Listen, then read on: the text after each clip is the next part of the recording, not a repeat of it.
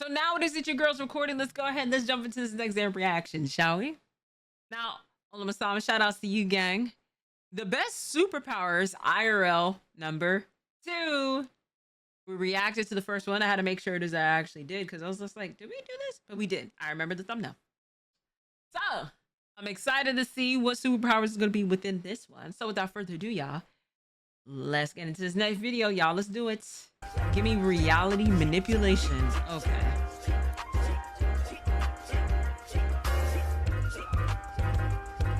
Hey.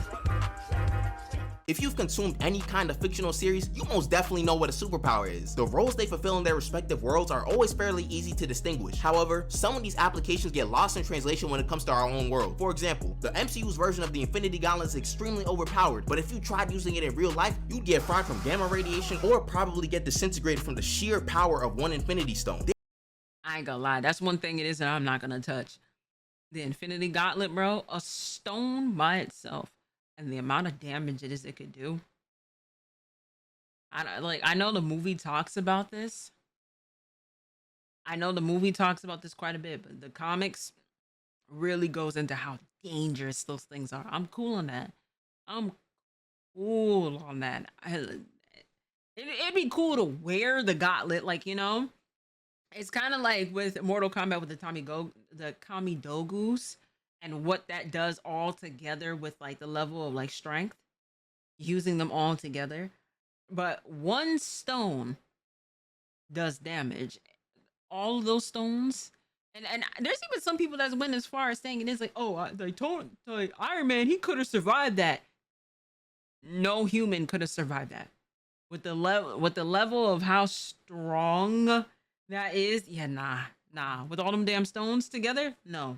No regular human would have survived that. There are other reasons as to why some powers are worthless in real life, and many of you have probably seen me make arguments about these types of abilities. But for today's video, I wanted to add another installment to the best superpowers to have in real life, because there are a large number of conventional and convenient powers that need to be covered. First ability we're covering is Aokiji's fruit, the Ice Fruit. Or for you purists, the Hiei no Mi. The Ice Fruit, as its name suggests, grants the user ice abilities. Whether it be creating ice constructs or directly freezing things he comes into contact with, he can do almost anything ice related with this fruit. Want an ice bird? You got it. Freezing a body water? You could do that too. You want some ice balls? You can get those too. Okay, that came out wrong. I know those sounded like extremely simple applications, but you can go a long way with some solid water. For example, Aokiji's leg got cut off in his battle against Akainu, but he can just fill in the missing leg with a leg made of ice. Aokiji's ice has also been able to freeze entire tsunamis, which can function very well in real life natural disasters. There's also a really cool application of his ice powers that Aokiji does when he rides his bike. As he starts pedaling on the ocean, he freezes a path for himself to avoid falling in. It's a little thing, but it's different from what we usually see. You also don't even need to make direct contact with the water and can freeze stuff from a certain distance from what we've seen. With this power, you might even be able to take a crack at those melting ice sheets in the Arctic. Granted, I don't know how much you'd actually help in the long run. The ice only lasts about a week, but I'm pretty sure some polar bears would appreciate you. Just in a general sense, ice manipulation has always seemed like one of the safer options in fiction. Like, think about all the ice characters we've seen in media. They are typically not pushovers. Aokiji is one of these characters, and in terms of sheer raw power, this man makes his fruit look like a top 5 strongest fruit in the series. Like when Blackbeard's crew rolled up on him, he easily froze all of them. And let me get into possibly the most important point that I've avoided talking about. With ice being an element and the power coming from a devil fruit, this would make the ice fruit a Logia. What does this mean, you may ask? Well, from my understanding, when you eat a devil fruit, you become the thing that you ate. I know that doesn't make sense at all, but let me put it like this. You know when a character with a devil fruit ability introduces themselves and they say they're an insert devil fruit name human?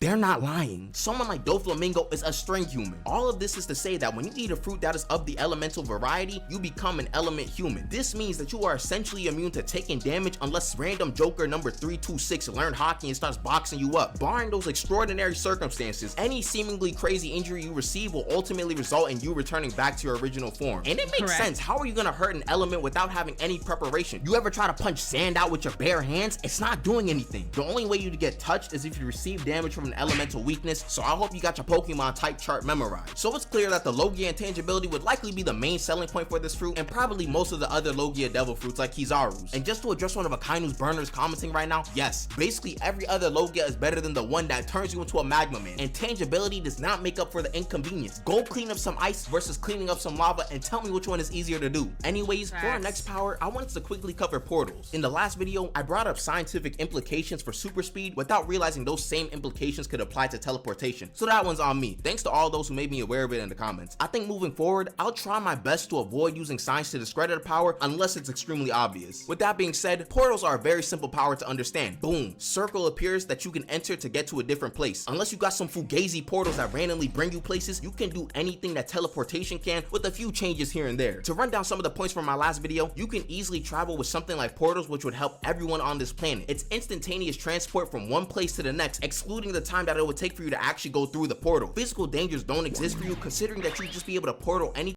I was just gonna say this, that like, do you like would a portal be that useful? But yes, it would be. It would definitely be, like, it's an essential thing. You trying to get the fuck about to die somewhere, portal. You trying to get somewhere, portal. You know what I mean? Fair.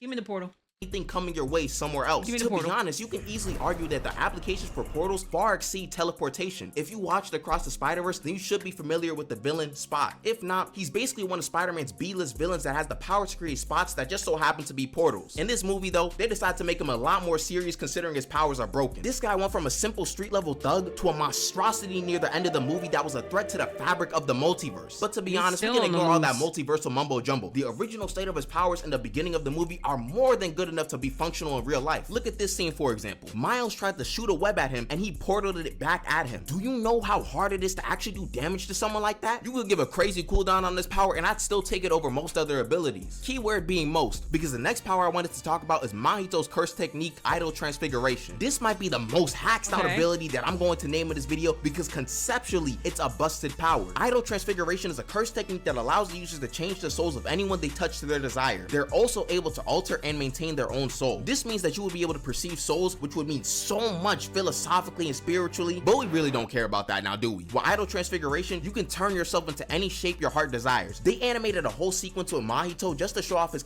I mean, I still hate that character, but you know what I'm saying? Would his power be useful? Yes.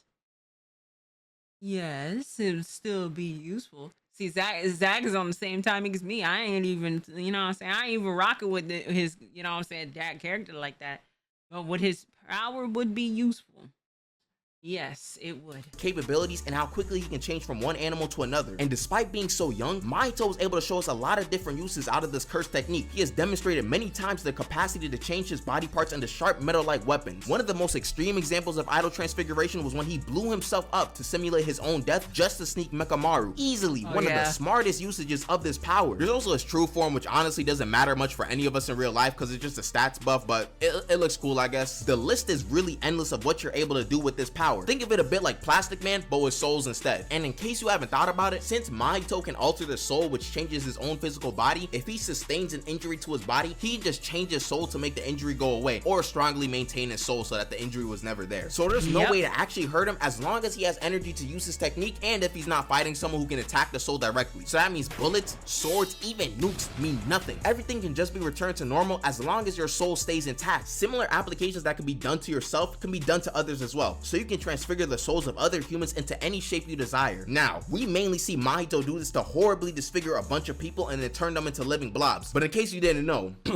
Mahito's a curse, so he's evil. However, there was one case where he actually did heal someone's body, that being Mekamaru. Prior to Mahito healing him, his body was so fudged up, it's not even funny. I was born with glass bones and paper skin. Pretty much. Every morning I break my legs. Pretty much. And every afternoon I break my arms. Yeah. And you know, the funny thing is, that clip is not even much of an exaggeration either. But one touch from Mahito and he was fine afterwards. I personally see two distinct routes with this ability. The first is being a regular surgeon. I wouldn't even need medical school for real. I could just walk into a hospital and start healing people. There would be no disease that could stop me. All those terminal illnesses would cease to exist. Millions of lives saved. And you know, that's a good idea and an honorable one at that. The other route is becoming a plastic surgeon. The amount of money I could make with this route is disgusting. It feels almost criminal. Every celebrity in the world would go to you. Anything you want, I got you. Lip filler, more height, more muscles, BBLs, I got you. Come to the alleyway and Obama-sama got you covered. Yeah, no, that's wild, I won't lie. Is this as honorable as the other idea? No. But is it an option? Yes. Regardless, if you give me this curse technique, I'm making some type of impact. Before I move on to the next power, if you're new and enjoying the video, you might as well subscribe. With that being said, we can talk about one of my personal favorite you would have to train it, boy. Why you want to get a fruit? It is that you know damn well like you can't just eat that fruit and just go about your business normally, gang. You gotta put some like training behind that. Quite a quite a bit of training to really understand that, bro. You just gonna be out here just accidentally offing people because you off the fruit. No, like, hey, you know, I'd rather or shot. Yeah, I'd rather that. I would wholeheartedly rather that. But a devil fruit, no. Nah. You don't know what level of possession it is that fruit is gonna do to your body and your soul, gang. Let alone the damage you're gonna do to innocent people because you don't know how to control it. Absolutely not. Quirks from My Hero, Overhaul. In a previous video during a rant about Shigaraki's Decay quirk, I briefly alluded to Decay being a derivative of Overhaul, as all it does is destroy things, while Overhaul can destroy and put things back together, which I cannot emphasize how important that part is. To be more accurate, Overhaul grants you the ability to assemble and disassemble matter with your own hands. This doesn't mean you can create matter, that's scientifically impossible, but being able to reassemble any type of damage done is so applicable to any type of problem you may find yourself in. All those little repairs you need around your apartment can be fixed easily. Finding a job would be incredibly easy too. Any blue collar job will want you because of your ability. You got people breaking backs working in construction while you can just touch a couple things and be done with the entire process. You obviously can defend yourself very easily as well if it comes down to it. We mainly saw Overhaul creating spikes from the ground and attaching other limbs to himself to help his strength or give him extra mobility. But I really think you can go even further with this ability, or at least do crazier things. Like you can probably go stupid with body modifications to make your life easier. And like other powers on this list, which is starting to become a trend, you can heal yourself and others with this quirk. Overhaul was able to heal someone's head injuries with ease during season 4. One of the main plot points of that season was him abusing his healing properties on Auri to get her DNA. Oh yeah, I forgot to mention that since his quirk is kind of like Shigaraki's Decay, if he touches you, he can just murk you on the spot. He'd turn you into a bloodstain and he wouldn't even break a sweat either. It's just a normal Tuesday. Anyways, his healing can go like an absurdly long way. Theoretically, kind of like how like Rogue's power, where she can just absorb pretty much everything from the person it is that she touches, but if she touches you long enough, it is she's GGing you, bro. That itself, I wouldn't want that power. I would not want that power at all, gang. Like, at all. Just with the level of a touch, it is that you can able to steal almost everything from someone, all of the essence, the nutrients, all the other stuff, everything it is that they may know, a memory, their entire quirk, all that. Or you can just go ahead and just pickpocket them and then they die. Like, nah.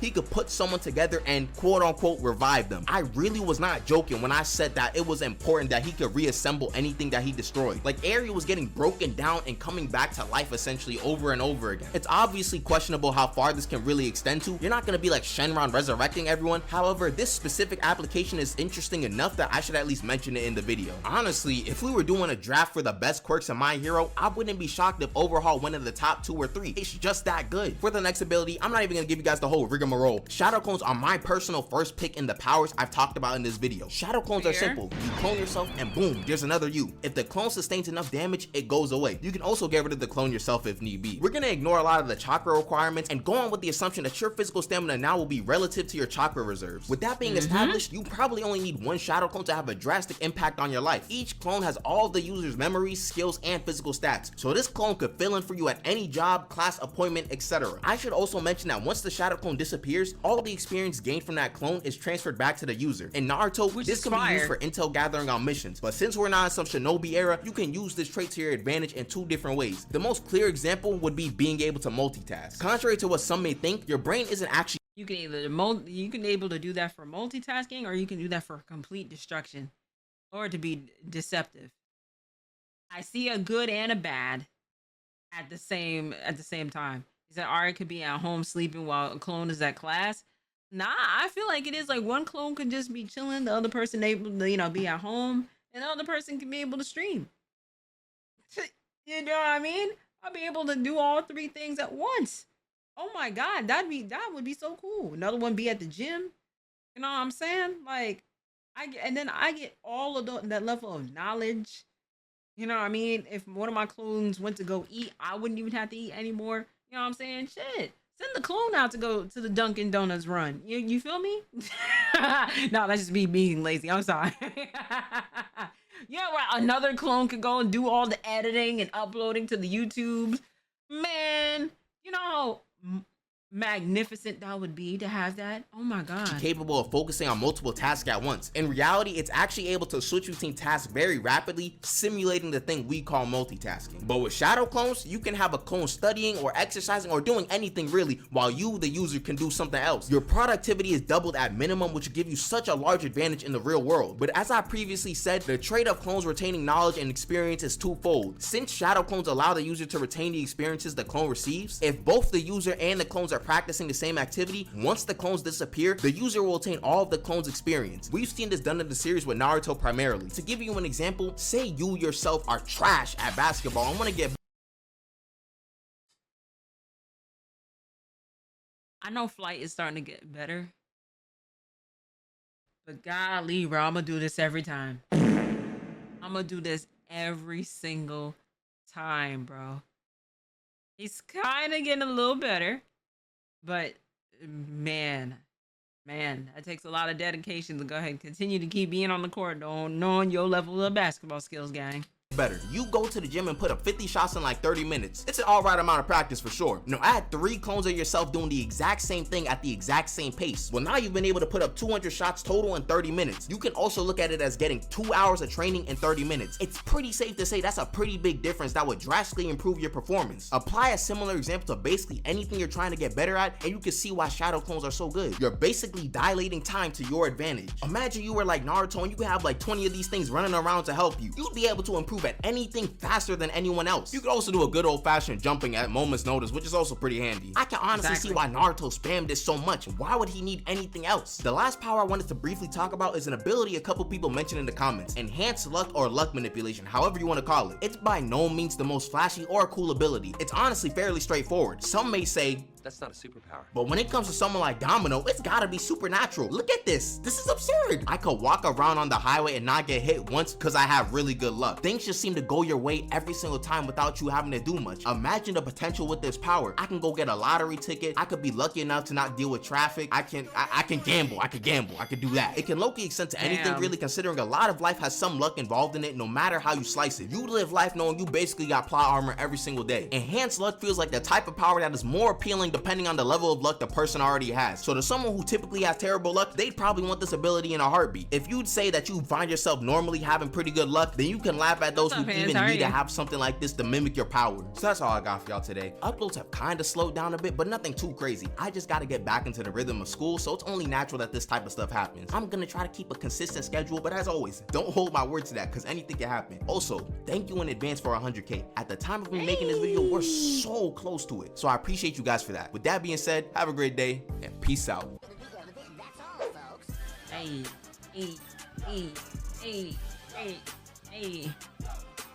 Hey, listen, gang. Some of these powers it is, you know. Oh, he did get up to 100K. Hey, shout outs to you, gang. Shout outs to you. You know, definitely interesting stuff with, you know, the superpowers. But shout outs to you and congrats with 100K subscribers. You feel me? You know, shout outs to y'all in the chat. Shout outs to you at home. And I will catch y'all in the next video.